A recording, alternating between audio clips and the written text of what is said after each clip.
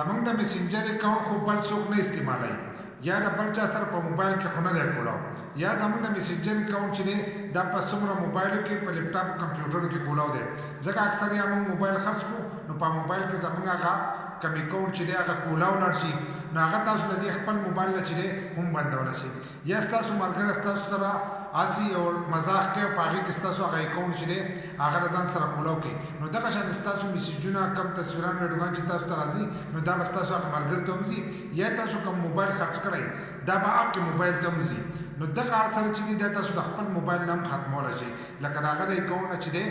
د هغه د موبایل نه دغه خپل میسنجر اکاونټ چې دی دا ختمولی شئ نو په دې ویډیو کې به دغه طریقه زه تاسو ته ښیم خو ویډیو چې دا به زموږ سره تر اخره پورې ګورئ یو لایک شیر کمنټ چې دی ویډیو له به لازم ورکړئ که ستاسو د فیسبوک اکاونټ نو هغه هم دغه شانتې تاسو د نورو کسانو نه بندولی شئ او که د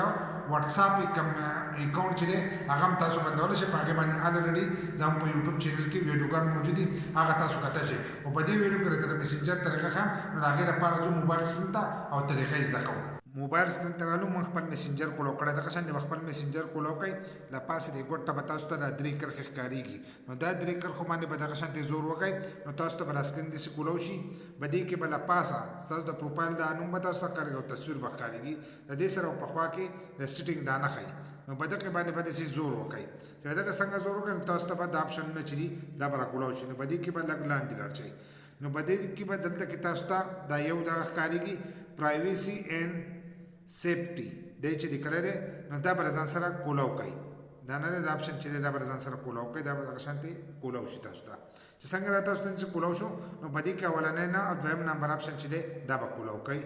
اینډ ټو اینډ انکریپشن چیټس دی چې لیکلی دی دا آپشن چې دی دا به له ځان سره دغه شانتې کولاو کوئ چې کولاو یې وکړو نو په دې کې چې دی دا دویم نمبر آپشن لاګینز دی چې لیکلی دی دا به کولاو کوئ چې څنګه دغه تاسو کولاو کوئ نو دلته کې به تاسو ته ښکارېږي تاسو چې کوم موبایل استعمالوئ لاول به راته هغه وښئ لکه میټ 10 پرو چې دی دا زموږ اوسنی موبایل دی او موږ چې د کوم ځای نه استعمالوو هغه ځای هم ورکړی نو دغه شانتې به تاسو ته ښکارېږي خو له دې نه له پاسه به تاسو ته دا اودي لیکلي ښکارېږي نو دا اودي لیکلي چې دي په دې باندې به زور وکئ نو تاسو ته به نور کوم ډیوایس چې ستاسو سره دي هغه به تاسو ته هم وښایي چې په دې دغه کې چې دی ستاسو د اکاونټ کولاو دی نو تاسو ته ښکارېږي زموږ دا چې دی په دومره موبایلو او